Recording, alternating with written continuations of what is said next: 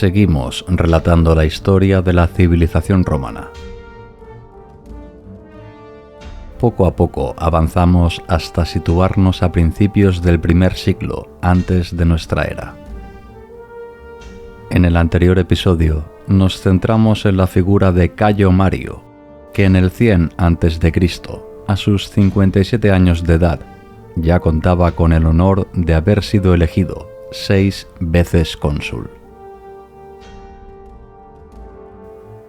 Lucio Cornelio Sila, 20 años menor que Mario, desempeñó un importante papel en las campañas militares contra el rey Yugurta, así como con los cimbrios y teutones, siempre a la sombra del considerado como tercer fundador de Roma.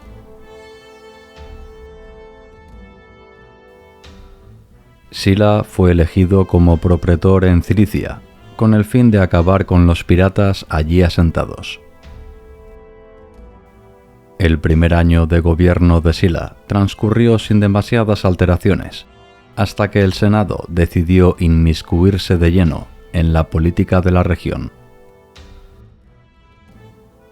Ariobarzanes I, el rey de Capadocia entronizado por Roma, fue depuesto por una magnífica alianza compuesta por Tigranes y Mitrídates VI, soberanos de Armenia y del Ponto, respectivamente.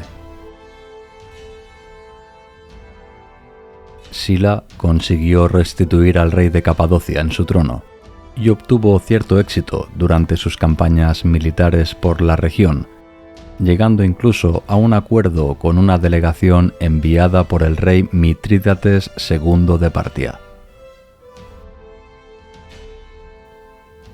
El Éufrates sería la frontera natural entre ambas potencias.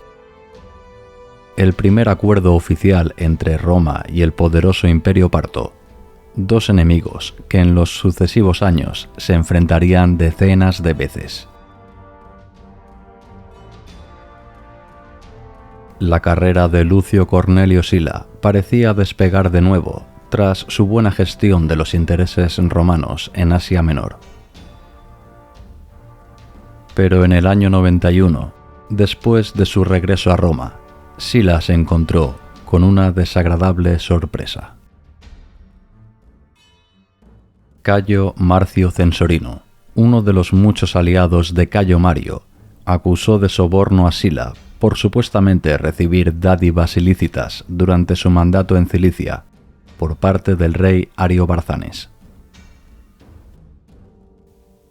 El juicio finalmente quedó en papel mojado, pero muchas fuentes indican que este fue el detonante del conflicto entre dos de los hombres más relevantes del momento, Mario y Sila.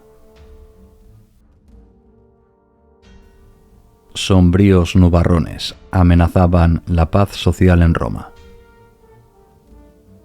Ser ciudadano romano era todo un lujo al alcance de muy pocos en la época. Muchos aliados itálicos, aun y ser residentes en la ciudad eterna, no podían gozar de este derecho y se normalizaron las corruptelas y prebendas varias para poder obtener la ansiada ciudadanía. En el año 95 fue aprobada la Lex Licinia Mucia, un decreto que pretendía acabar con los fraudes, endureciendo la pena a los infractores, pudiendo incluso expulsarlos de manera definitiva de Roma. Muchos socios itálicos se rebelaron ante la nueva ley y la convivencia social se vio seriamente amenazada, hasta que en el año 91 apareció un joven reformista, heredero de las políticas de los Gracos. Marco Livio Druso fue elegido como tribuno de la plebe en este mismo año, y su mandato estuvo marcado por una serie de novedosas reformas que sacudieron los cimientos de la sociedad romana. Por una parte, pretendió dotar de más poder, tanto en los juicios como en la toma de decisiones políticas, a los equites, la clase media, en detrimento de los senadores, los más acaudalados y poderosos del estamento social. Druso también abordó el siempre espinoso tema del ager publicus, el reparto de tierras, además de facilitar la adquisición de la ciudadanía romana para los socios y aliados itálicos. Quinto Popedio Silón, líder de los marsos, fue el gran apoyo itálico del tribuno de la plebe Livio Druso, y en el mismo año 91 convocó a 10.000 socios itálicos para que marcharan sobre Roma, con el objetivo de presionar a los cónsules del momento. Si no cedían a sus pretensiones, se plantearon la opción incluso de llegar a la guerra. Marco Livio Druso, enterado de la trama, puso sobre aviso a los cónsules. Silón no tuvo más remedio que abortar el plan de asalto a Roma. Las leyes aprobadas por el tribuno de la plebe fueron abolidas y la posición de Druso quedó en entredicho. Muchos dudaban de su supuesta aquiescencia con los rebeldes itálicos. Marco Livio Druso acabó como muchos de sus antecesores, liquidado traicioneramente. Ante este nuevo homicidio, los aliados itálicos dijeron basta. 12 tribus se rebelaron, creando su propia república al margen de la romana.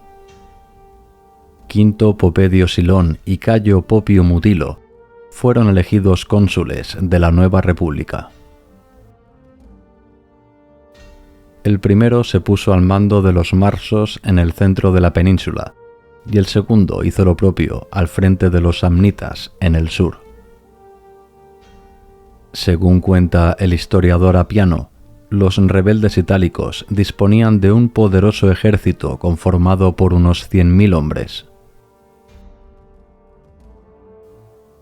Roma se preparó para la guerra, y en el año 90 fueron elegidos como cónsules Lucio Julio César, que se encargaría de los samnitas, y Publio Rutilio Lupo, que haría lo propio contra los marsos. Ambos cónsules contaron con el apoyo de dos legados muy experimentados. Como no, hablamos de Sila y Cayo Mario. 14 legiones, unos 140.000 hombres, se dividieron en dos flancos, con el objetivo de reprimir la rebelión itálica. Roma promulgó la Lex Julia, una ley que prometía la ciudadanía romana a todos aquellos itálicos que entregaran las armas, estrategia que sirvió en algunas ciudades, no así en otras, donde muchos rebeldes al poder romano consiguieron plantar cara y vencer a las temibles legiones. El primer año de guerra arrojó una serie de derrotas para Roma, perdiendo importantes enclaves y sufriendo dolorosas derrotas, como la acontecida en la batalla del Valle del Toleno, donde la República perdió a 8.000 soldados, entre los cuales se encontraba el cónsul Publio Rutilio Lupo. Mario y Sila aparcaron sus diferencias y en una excelente estrategia militar consiguieron dividir al ejército marso en una contienda sucedida cerca del lago Fucino. Cayo Mario se puso al frente de sus legiones y consiguió infligir una severa derrota a las tropas marsas, pero inexplicablemente el veterano 6 veces cónsul no consiguió su 7º mandato en el año 89. El consulado fue para Lucio Porcio Catón, un general que se jactaba de ser mejor comandante que el viejo Cayo Mario. Catón fue eliminado en extrañas circunstancias. Dicen que el instigador de su desaparición fue Cayo Mario el Joven, hijo del 6 veces cónsul. Sea como fuere, Lucio Cornelio Sila se puso al mando del ejército y consiguió una decisiva victoria en la ciudad de Pompeya, hecho que le valió para obtener la apreciada Corona Graminia, la máxima distinción militar otorgada a un general que reconocía sus méritos a la hora de salvar un ejército entero. Hasta entonces, solamente 6 comandantes en toda la historia de Roma habían obtenido esta insignia. Roma consiguió imponerse a sus enemigos, tanto en el campo de batalla como en las cancillerías. En el año 89 fue promulgada la Lex Plauta Papiria, una ley que prometía la ciudadanía romana a todas aquellas personas y ciudades que incluso se hubieran rebelado durante la guerra social, exceptuando a los samnitas y los lucanos, que aún se mantenían en rebeldía. El cónsul Gneo Pompeyo Estrabón consiguió pacificar la zona norte de la península itálica, promulgando la Ley Pompeya, por la cual se garantizaba el derecho a la ciudadanía latina a los pueblos establecidos en la Transpadana, las tierras ubicadas al norte del río Po. Solamente quedaba el pertinaz Quinto Popedio Silón, al mando de unos 50.000 irreductibles, unas fuerzas insuficientes para hacer frente al poderío romano. La toma de Boviano, la capital samnita, fue el canto de cisne del caudillo rebelde, que falleció en el fragor de la batalla a manos de Mamerco Emilio Lépido Leviano, un joven legado que jugará un rol importante en los años venideros. Eliminado ya el líder Quinto Popedio Silón, en el año 87 apenas quedaron rescoldos rebeldes en el sur de Italia, que resistieron ante los enormes problemas externos e internos a los que la República debía hacer frente. Los sublevados no dudaron a la hora de aliarse con los enemigos de Roma. La guerra social supuso una tragedia económica y humana en la ciudad de Rómulo y toda la península itálica. Este conflicto cambió la idiosincrasia de las siempre leales y fieles legiones para con el pueblo de Roma. A partir de ahora, se impondrá la figura del general político. Aquel comandante que tenga más hombres será el mejor posicionado para alcanzar el poder. Lucio Cornelio Sila ganó fama y prestigio militar y en el año 88 consiguió su ansiado primer consulado.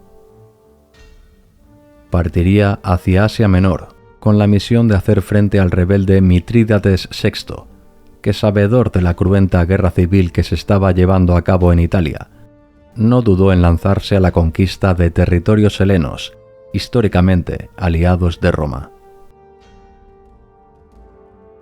Los optimates y los populares. Sila contra Mario. Dos formas de entender Roma y un decadente sistema republicano que irremediablemente se sumerge en una crisis profunda de la que le costará emerger. Todo esto lo analizaremos y explicaremos en el siguiente capítulo.